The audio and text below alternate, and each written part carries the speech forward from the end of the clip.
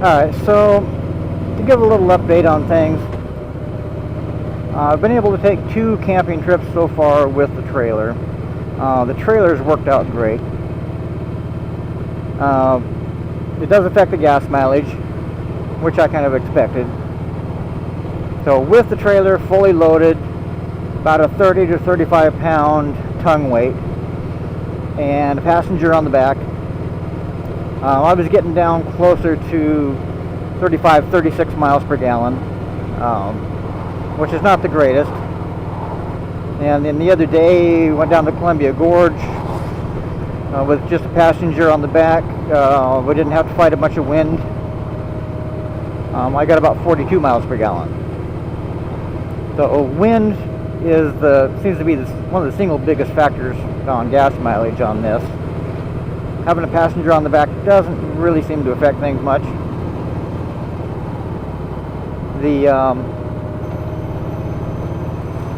Having the trailer on the back, of course does affect it, depending on, going up hills and different things. And of course depends on your speed. And we were doing a lot of, 70, 75 miles an hour with the trailer. And we had some wind that we ran into, so, that affects it. But I'm been real happy with the trailer. The trailer's about 180 pounds, I think it was. And then you put about 100 and... Oh, let's see, what was it? Trying to remember now. Anyway, total weight with trailer and fully loaded, it's about 350 pounds. And then you have about a 30 to 35 pound tongue weight, and it works out just fine. I've got the back tire pumped up to 40 pounds. When I'm carrying the trailer, I'll pump up the air in the rear shocks, up to 35 or 40.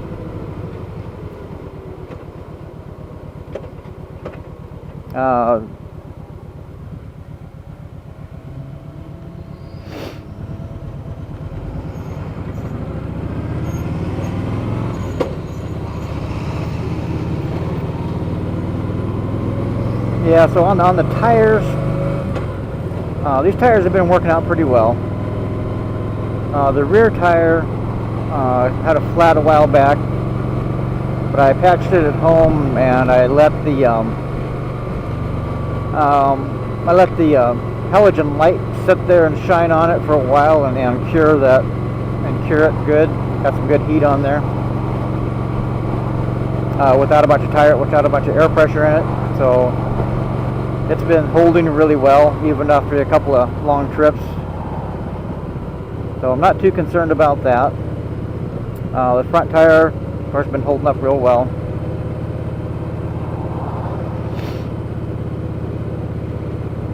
And I've got, of course, like I said, I've got 40 pounds in the back, which is the maximum that's supposed to have. And I've got about 36 in the front. Factory pressure is 28, but 28 is just too low. It does make for a smoother ride, but it also makes it more difficult to handle around the parking lot and stuff. So I'd rather have a little better handling and easier rolling when I'm rolling backwards and stuff. The radio works fine. There just isn't much in the way of radio stations around here that are worth playing, so I really don't use it much. I do have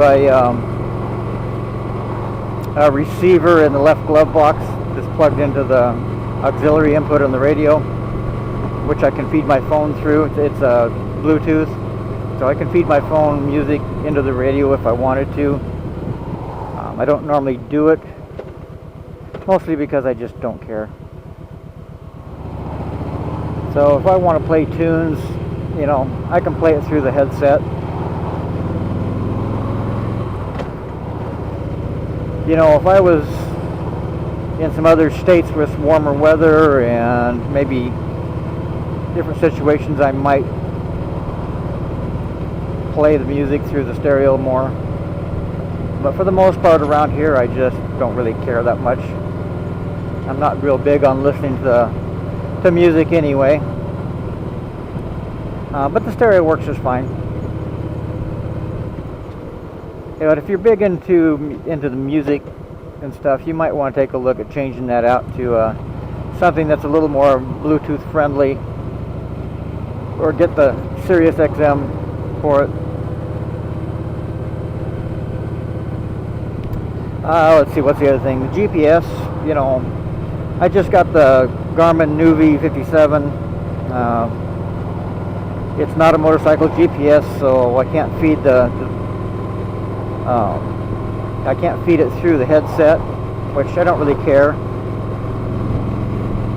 It's a hell of a lot cheaper than doing the motorcycle one. Motorcycle GPS runs, you know, over $600 from a lot of them. The big benefit on the motorcycle GPS is they're waterproof, and you can generally feed them through the headset for the sound. But with the pouch on this, it works just fine, waterproof. You know, and almost all the Garmin's and most of the GPSs will handle the, you know, the cold temperatures and whatnot. So just leaving the GPS on the bike's not an issue. And I do have the 12 volt, or the power cord for the GPS is hardwired into the bike. So it comes on when the ignition comes on. It's wired into the accessory connection back behind the headlight. It was just so much easier to wire that in that way than to plug it in. I wanted it to be controlled by the ignition, but the X mount thing that I have there, which is not a round mount, it's another off brand, but it works great, works just fine. It has a built-in USB on it also, that if I want to plug a phone into that or something, I can. I also have USB ports in that left glove box, along with the audio input for the stereo. Auxiliary input is in there. On the right hand side, of course, you got your 12 volt connector from the factory. I use that for the tire pump. And then I also have a 12 volt connection underneath the seat that allows me to plug in a battery tender during the winter, and also allows me to plug a cord in there and run a USB port into either the saddlebag or into the trunk, so I can be charging something, you know, while we're heading down the road. That one goes straight to the battery and not through the accessory connection. And so I don't like using, because you got to be careful not to leave something charging in there overnight or something and drain your battery down. So I still have not had the ECU flash, or the Ivan's flash. I just haven't really had the money. It just has not been a priority. Too many other things to spend money on. I do have the Laverne lowering links. I put those on when I put the trailer hitch and stuff on for the trailer. The Laverne lowering links lowers the seat 3/4 of an inch. Makes a huge difference if you're a short person like me. I'm about 5'8", with about a 29-inch inseam, and that 3/4 of an inch makes a huge difference. I can put my foot flat on the ground. It's just so much more comfortable for stopping at the lights, but it's also makes it a lot easier to back up the bike in parking lot, different situations, and for maneuvering around and stuff. It just makes it so much easier. Let's see, what else we got? The highway pegs, I don't really use them that much. Occasionally I'll put, you know, on a long trip I'll put my leg up there for a few minutes or something, but otherwise I don't ride with my legs up there. It's just not comfortable for me. Because my legs are a little short, it makes it a little bit, you know, it pretty much stretches my leg all the way out if I put them up there. And for riding any length of time, it's just not comfortable. It just helps me have some place to put my leg when I need to stretch it out.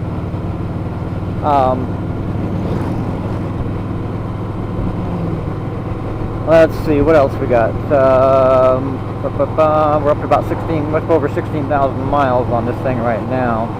I haven't been able to put the mileage on this thing this year that I had hoped. I'm not sure if I'm going to be able to take a trip next week or not. I'm still trying to work out whether or not I can actually do that. So we'll see. I'm hoping to head over to Eastern Washington next week, and then we're going to be up and down the coast in August.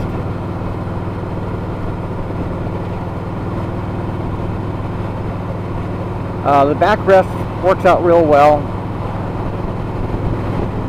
After the major modifications I did to it, it works out great. I'm glad I didn't buy one of the expensive backrests, because I probably would have had to do a lot of modifications to it as well. So this one works out just fine. It's plenty strong enough. Comes on and off real easy. The stock seat that comes on this is extremely comfortable. Yeah, I may take a look at the gel seat later, but I don't know.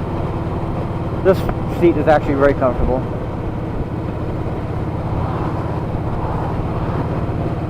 Let's see, the trailer hitch working out fine, not great. The swivel hitch on the trailer tongue works out real nice. You can lean the bike into the corners, doesn't try and twist the trailer. Makes it really easy to maneuver around with the trailer without trying to do something to the bike. Now pulling the trailer, you really don't notice it that much. If you go over a bump, you kind of notice it a little bit, but it really doesn't try to throw you around or anything like that. But of course, one of the biggest things on a trailer, if you're familiar with trailers, is how you load the trailer. And so you got to be aware of where the axle is and how much weight you have in front and behind the axle, and try to keep things balanced out so that you can keep your tongue weight down to around maybe 10% of your total weight. If you can keep your tongue weight down there, then you'll be fine.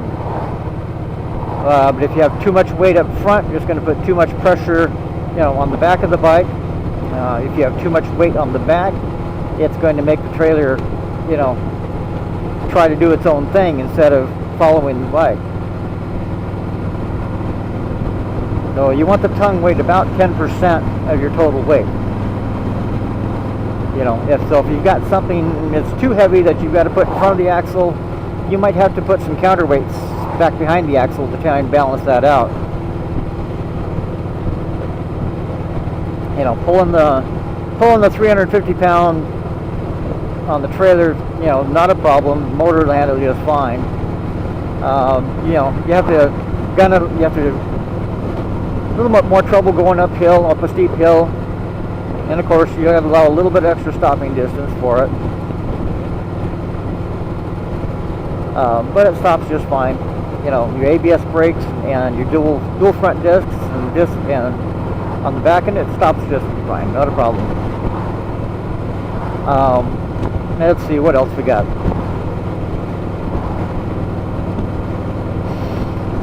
The trunk. And of course, most people know you can get 2 full-size helmets in the trunk, and we can. Sometimes if you got the electronics on the side of the helmet, it's a little bit more of a challenge. Sometimes we've had to take them off to get them in there, but not really a problem.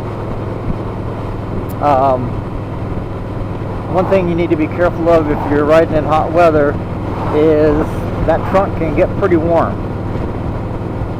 And so last year during the summer I had a tablet in there. It overheated the tablet, so the tablet shut itself off and wouldn't start until it cooled down. So just be careful not to put electronics in the trunk. Any electronics, put them in the saddlebags. The saddlebags aren't bad at all on the temperature.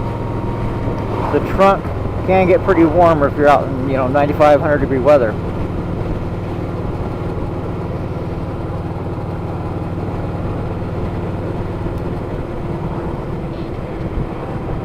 Let's see what else we got.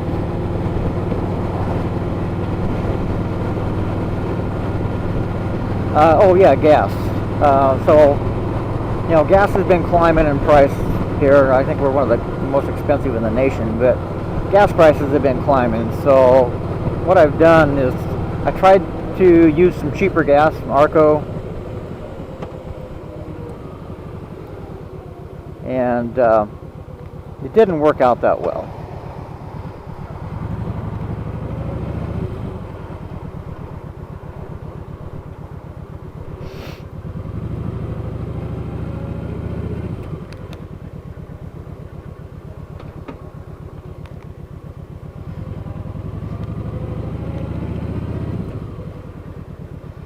So I've gone back to using Chevron most of the time. You know, if Chevron's not available, you know, 76 or Shell.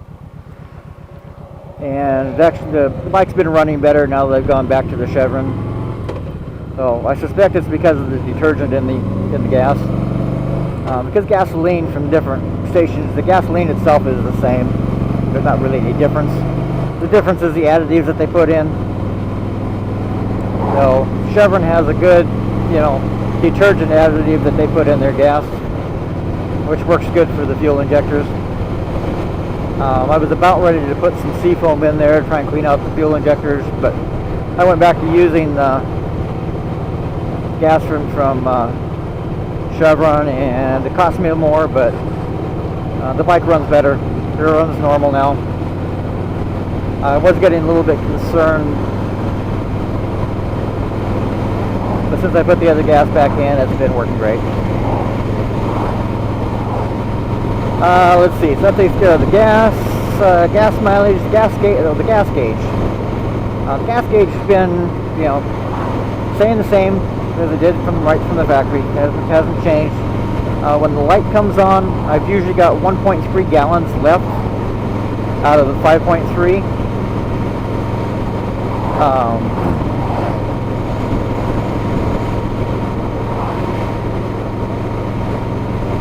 So generally, you know, it gives you a ways to go before. So generally you've got a good, safe 40 miles that you can go after the light comes on.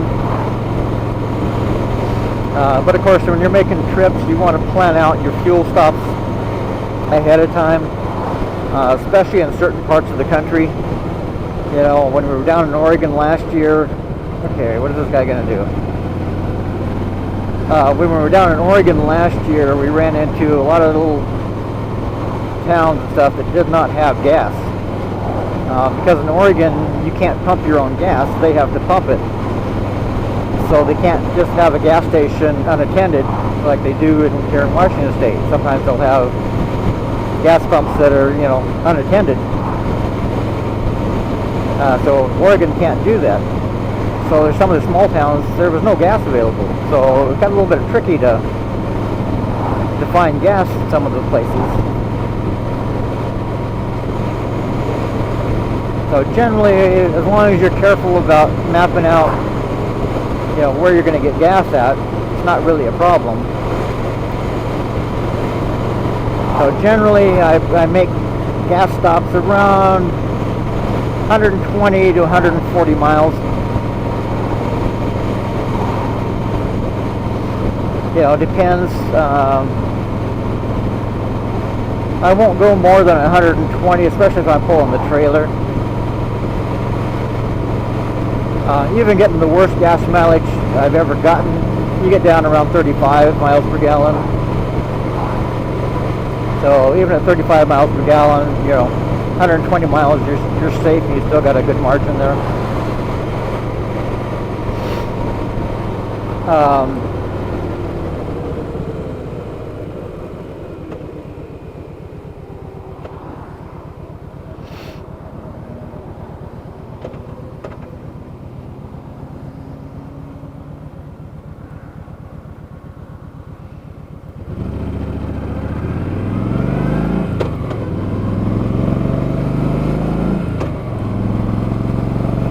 Now let's see, what else we got? Let's see. course, the mirror extenders, you know, that was one of the first things I got because the mirrors were a little bit, from the factory, a little bit too close together. The mirror extenders make a big difference. These ones that I bought on Amazon aren't available anymore, but there's other ones on Amazon from different companies that are, you know, the same thing. It's just, you know, the mirrors are 10 millimeter right hand thread. So you just need extenders that will handle 10 millimeter right hand thread.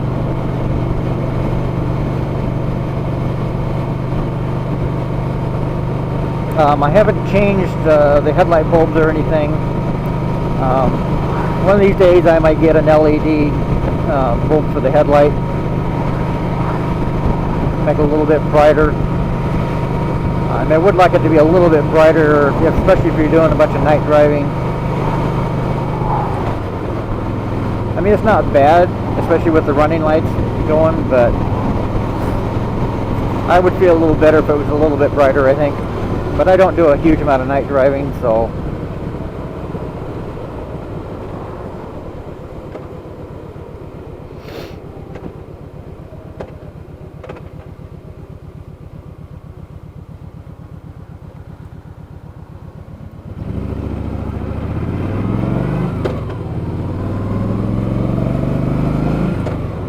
Let's see, what else we got? The temperature on this thing runs pretty hot, you know. It's a little cooler today, but the other day when it was up in the 80s and I was in stop and go traffic, the temperature, if you're really stopped and idle for a length of time, on a hot day, it can get up to the last, holy crap, buddy, it can get up to the last mark on the gauge. There's no temperature readings on the gauge, so I don't know what the actual temperature runs. But it's not unusual to get up to the second to the last mark. That's pretty much where it will sit on hot days, even going down the highway. But if you're idling and stuff, it's not, on a real hot day and idling and stop and go traffic and stuff, it's not unusual for the thing to get up to the next to the last mark there. You know, when I first got the thing, I was starting to panic because the thing was getting real hot. But I've never had it get up anywhere near the hot mark all the way up. It's always that next mark down. You know, even on 100+ degree days, sitting there idling, it still doesn't go up past that last mark. So, not too concerned about it. That's one of the reasons I got the water-cooled bike, is dealing with traffic around here. Sometimes you're stuck in traffic for a few hours.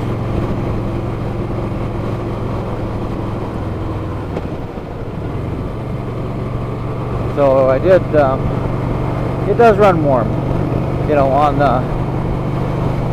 hot days you can really feel, when you're driving down the road you don't notice it that much, but you know, you're idling around traffic and whatnot, especially on a hot day, you can really feel that heat coming up off the engine. So, and you know, on the right side, on your leg on the right side with the exhaust and stuff there, you know, if you're wearing shorts or something, the heat there is going to give you a sunburn on your leg just from the heat. So I really don't recommend wearing shorts when you're riding the bike in the first place.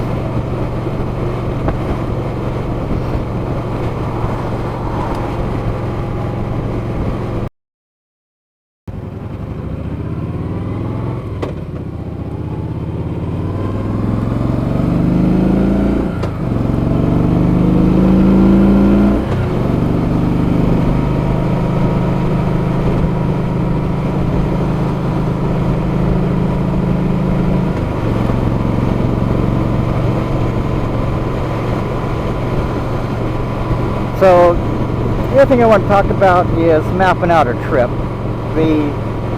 I use the Basecamp program from Garmin, and usually use it, depending on where I'm going, I'll use a combination of that and Google Maps and or Google Earth to map out a trip.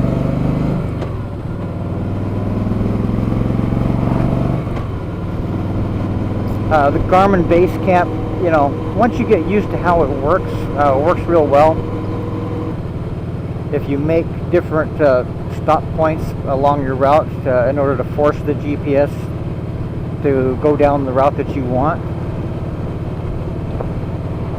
which is what I've done before. I'll just, you know, find some spot where the road, just right after the road turns or something, and create a waypoint there in order to force the GPS to, you know, go that route.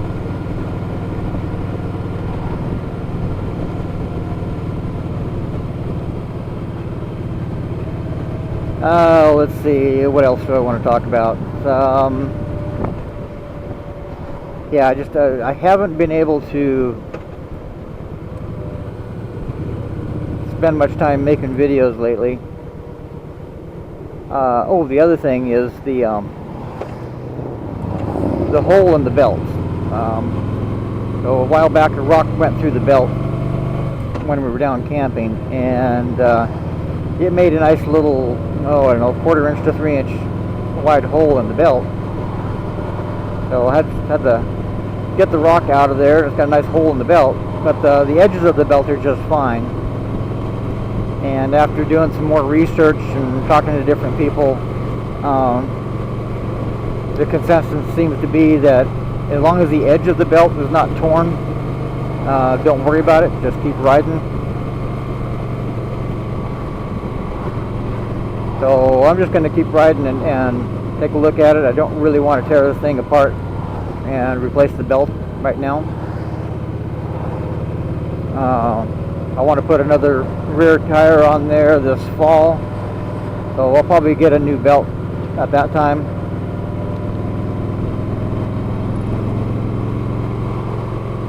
The other thing is, you know, the rear tire was flat, so I fixed that.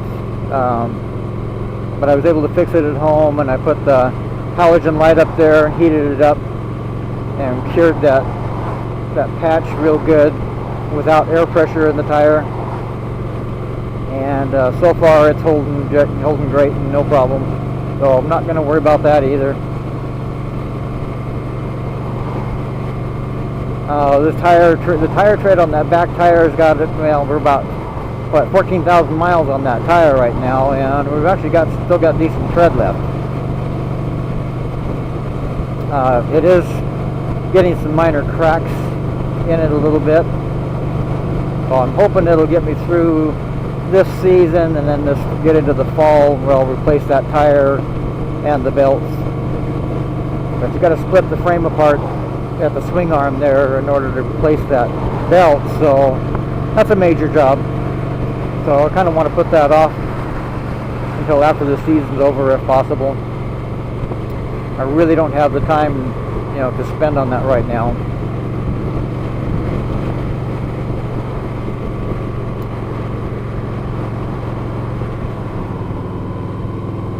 The gear shift indicator, you know, has been acting up a little bit more. Sometimes it does. Sometimes it'll go for a mile or so, you know, and not indicating the proper gear. And then all of a sudden it clicks into place.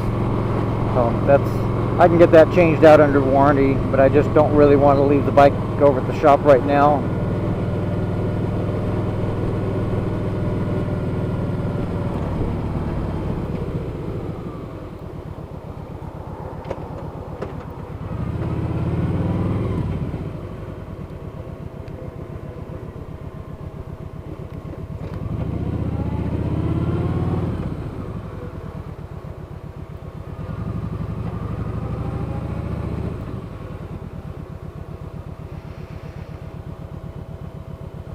Alright, let's stop and get some teriyaki.